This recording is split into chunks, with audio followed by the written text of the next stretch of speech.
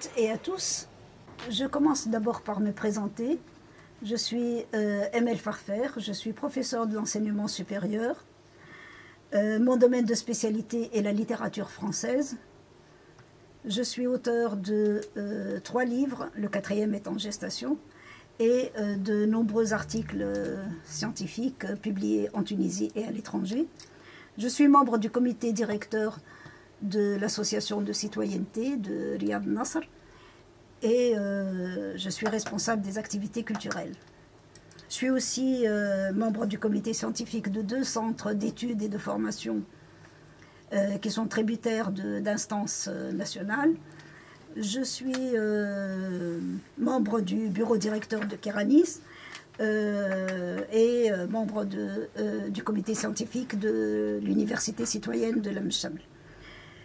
Voilà, donc je passe maintenant à la présentation du programme que je suis chargée d'animer à la radio web Ariana. Alors ce sera un programme en langue française. Pourquoi en langue française? C'est parce que il y a d'abord beaucoup de gens dans le pays et dans le gouvernorat de l'Ariana qui sont francophones et qui voudraient avoir des informations concernant ce qui se passe sur la scène culturelle au niveau de ce gouvernorat.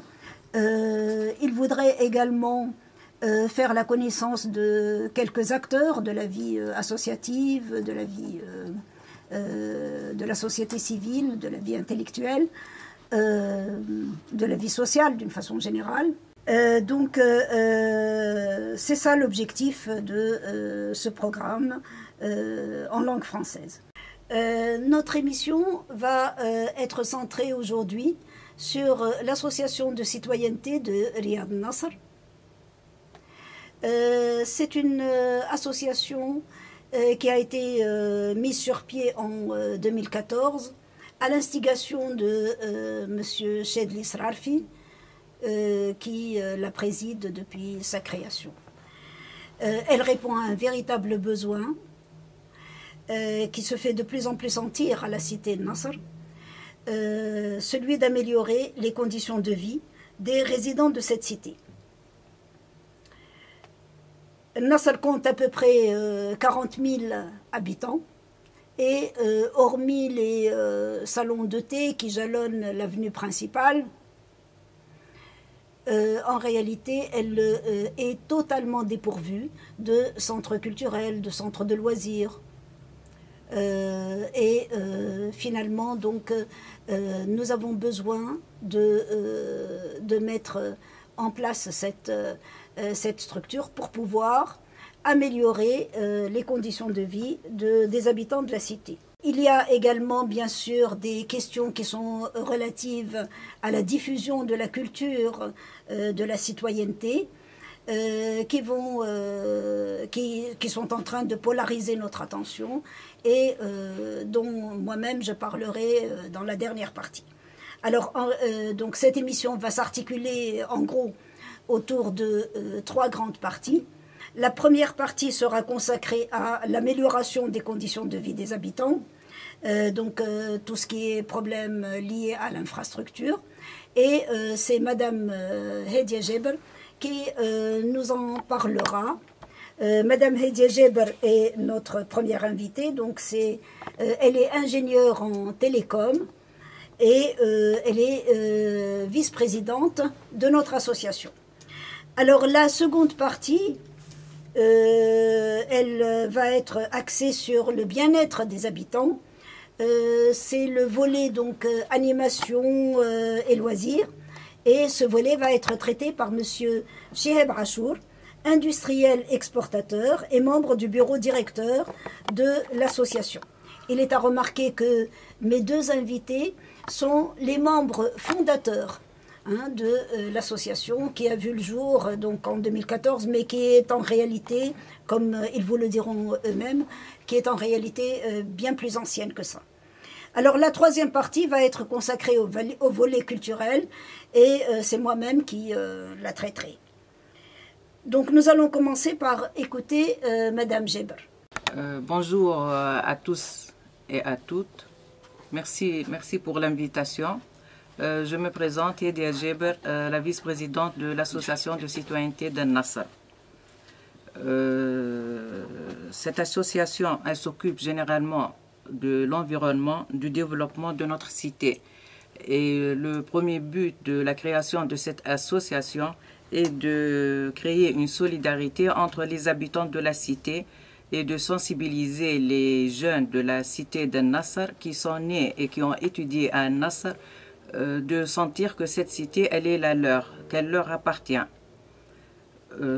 L'association a été créée en mai 2014, mais les actions ont commencé bien avant. C'était suite à un groupe de voisins, d'habitants de Nasr 2 Ouest qui voulaient faire des actions au profit de la cité. Donc ils étaient obligés de créer une association. Le premier projet qui a été réalisé par cette association, c'est le parcours de santé. Ce groupe, les membres de l'association, on s'est dit pourquoi ne pas créer un parc, puisqu'on a une colline de 33 000 mètres carrés. On voyait grand et on voulait quelque chose de grand pour notre cité. Et on a pensé à un parc et à un reboisement, le reboisement de cette colline. Ça nous a pris beaucoup de temps, beaucoup d'énergie. Finalement, on a signé un partenariat avec la municipalité, entre la municipalité de l'Ariana et l'association. Les travaux ont déjà commencé. Bientôt, ils vont reprendre. Ils sont arrêtés à cause du Covid et quelques problèmes. Bientôt, les travaux vont reprendre. Je ne vais pas citer toutes les actions qui ont été faites par l'association. Je vais parler des dernières actions qui ont été faites. C'était au mois d'octobre, en coordination avec la clinique Nasser. Et à l'occasion du mois rose, nous avons sensibilisé, nous avons fait un appel aux habitantes de la cité pour faire le dépistage du cancer du sein, qui est gratuit, qui a été fait gratuitement, bien sûr. La même chose en ce mois d'octobre, l'un des membres de notre association, avec d'autres personnes et d'autres associations, se sont réunis avec le gouverneur de l'Ariana pour discuter le problème de la déchetterie de Bourj Turki. Au mois d'août, nous avons fait un appel aux dons du sang au profit de la Banque du sang. Cette action a eu beaucoup de succès. Et en cette occasion, nous avons invité les laboratoires Médis et les médecins de GMF pour faire les tests rapides gratuits. Nous avons fait appel aussi à une société de recyclage des déchets valorisables tels que le verre, le plastique, le carton. On est allé même sur place pour voir les conditions de travail des ouvriers et voir le statut juridique de cette société. Nous avons assisté à toutes les journées de vaccination nationale qui s'est déroulée au collège Nasser. Nous avons créé un club de marche et un club de karaoké, mais malheureusement à cause du Covid, on a arrêté cette action. L'été dernier, on a créé un club pour enfants qui concerne la structure en fil de fer. Cet été, on n'a pas pu le faire à cause du Covid aussi. Bon, le Covid ne nous a pas laissé trop de temps pour faire beaucoup de choses. Merci Madame Jeber. Madame Jeber est particulièrement active dans notre association et nous lui en savons tous gré. Bien, alors nous allons maintenant passer à Monsieur Rachour. C'est le second membre fondateur de notre association et il est tout aussi dynamique et on compte sur lui pour beaucoup de choses. Monsieur Rachour donc va nous parler du bien-être des habitants de Nasr et de tous les efforts que nous sommes en train de fournir pour améliorer donc les conditions de vie des habitants. Je vous remercie Madame Amel pour cette invitation. C'est une occasion pour présenter notre association et les activités qui ont été effectuées et, plus important, les activités futures. Donc, au sein de l'association, je m'occupe du volet loisirs et sport. Malheureusement, je dis bien malheureusement, qu'en cette période et à cause de la situation sanitaire, nous n'avons pas pu organiser par manque d'autorisation, ce qui est compréhensible, parce que finalement, l'activité loisir consiste à rassembler des gens, malheureusement. Donc, je vais vous parler de ce qu'on va faire ultérieurement et de ce qu'on a déjà préparé. On a déposé une demande auprès de la municipalité d'un programme d'activités de loisirs et sportifs ambitieux qui nous a été accordé, et je remercie en l'occasion Madame Sihem Ben Salah et bien sûr si Fadel Moussa. Donc nous comptons commencer à appliquer ce programme dès que on nous autorise l'activité. Alors, ce programme consiste, je peux vous citer quelques activités, une formation plein air, je dis bien plein air parce que on est conscient que la situation sanitaire va encore durer, une activité d'initiation aux échecs pour les jeunes et les moins jeunes, mais en plein air. L'association s'est dotée d'un échiquier géant qui attire et les jeunes et, comme je l'ai dit, les moins jeunes pour apprendre aux échecs. Cela se fera dans un espace au sein de la cité Nasr et on décidera au moment opportun de l'espace qui va recevoir cet événement.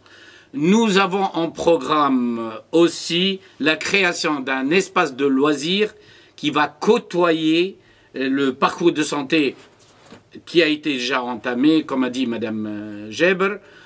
Cet espace-là va contenir plein d'activités et nous comptons beaucoup sur la présence de tous les habitants de notre cité pour participer, jeunes et moins jeunes, dans toutes les activités. Ces activités-là seront les échecs. Nous avons déjà 2 terrains de pétanque qui seront finalisés dans les mois prochains.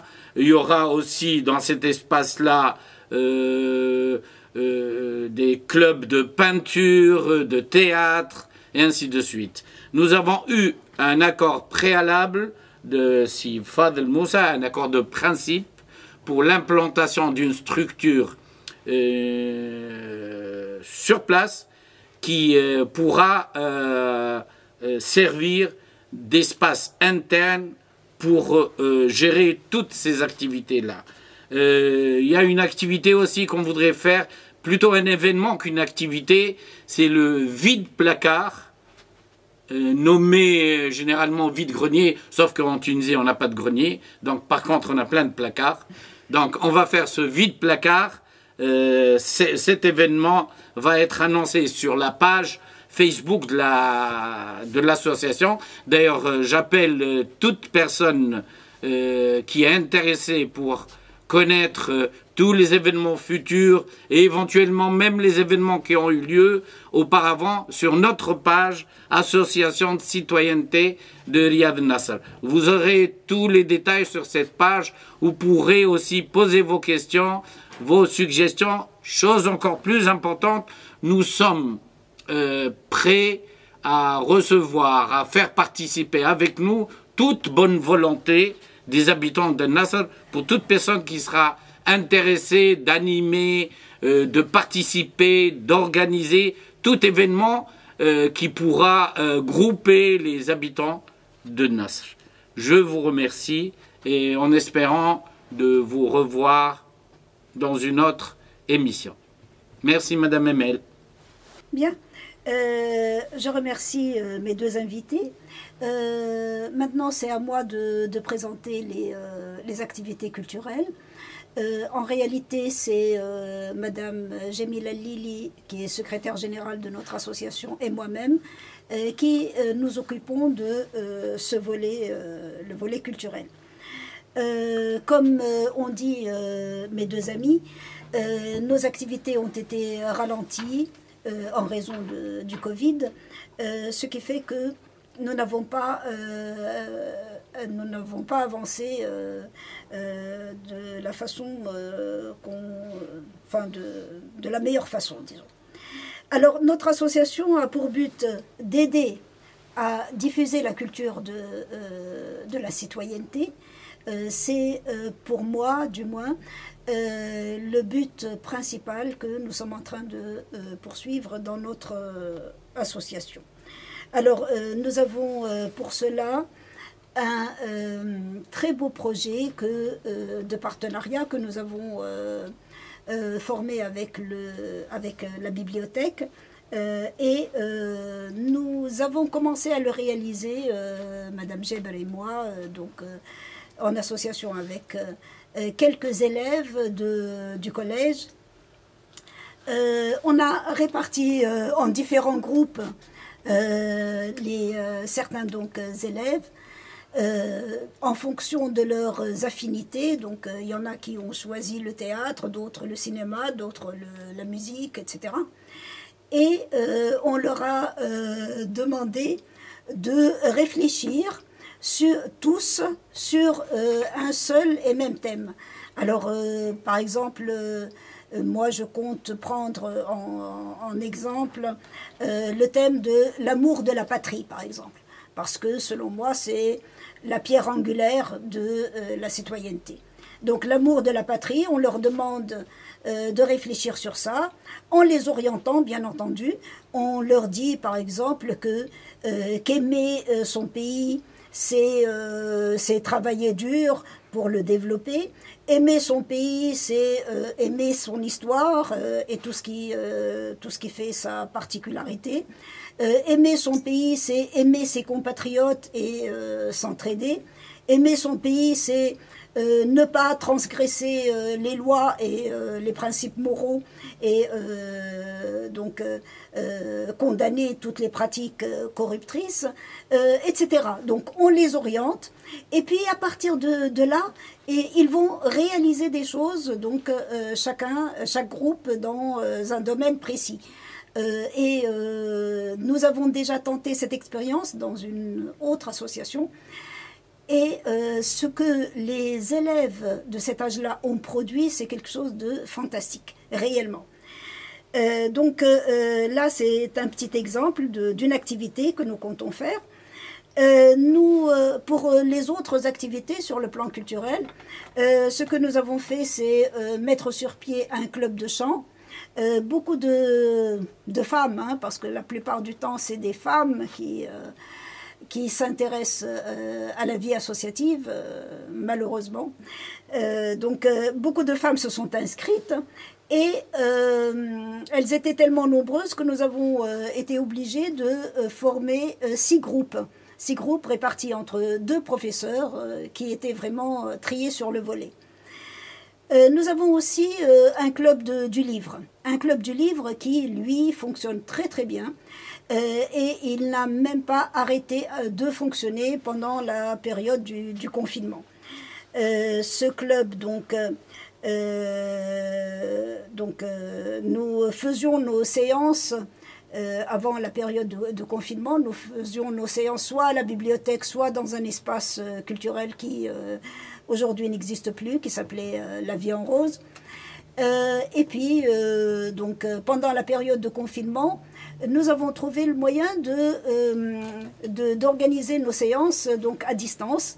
Et nous avions 3 groupes pour cela. 3 groupes, 8 à 10 personnes. Et puis, on présentait les livres que nous avons lus, on les discutait. Et ça se passait très très bien. Alors actuellement, nous faisons nos séances en présentiel à la bibliothèque publique de Nasr 2. Il y a 2 jours, nous avons invité M. Mohamed Lajmi, qui est l'ex-ancien président de la Cour de cassation, qui vient de faire paraître un ouvrage qui s'appelle « Le silence de l'accusé ». Et c'est Madame Jewida Giga qui l'a présenté. Madame Jewida Giga qui est l'ex-présidente du Conseil de la concurrence. Le débat était réellement passionnant et nous avons décidé de nous retrouver 2 fois par mois, une fois en présence d'un auteur qui présentera, dont le livre sera présenté par l'un de nous, par donc un adhérent ou une adhérente de l'association, et une fois, ce sont les adhérents de l'association eux-mêmes qui présenteront les livres qu'ils viennent de lire. Alors nous avons d'autres projets en cours. Alors les projets en cours, nous avons comme projet en cours, nous avons le club de yoga qui va être créé prochainement à la demande de quelques adhérentes. Nous avons également au programme des conférences, des visites guidées, des excursions à caractère culturel. Donc tout cela est bien entendu destiné à mieux faire connaître notre patrimoine national. Un club de peinture va également prochainement voir le jour. Alors, ce que je peux dire, c'est que, outre leur intérêt culturel et ludique, ces activités, qu'il s'agisse du club de chant, de peinture, de yoga ou du livre, ces clubs donc, ont pour fonction essentiellement de rassembler les habitants de la cité, de les amener à mieux se connaître, d'amener les voisins à mieux se connaître. Cela permet d'une certaine manière de favoriser le vivre ensemble et la convivialité. Nous avons, comme vous le voyez, beaucoup de projets, beaucoup d'idées que nous aimerions bien entendu réaliser. Nous aimerions voir ces projets réalisés si jamais le Covid ne revient pas sur ses pas. Voilà. Alors je remercie mes 2 invités pour leur collaboration. Je vous remercie pour votre attention et vous dis à très bientôt.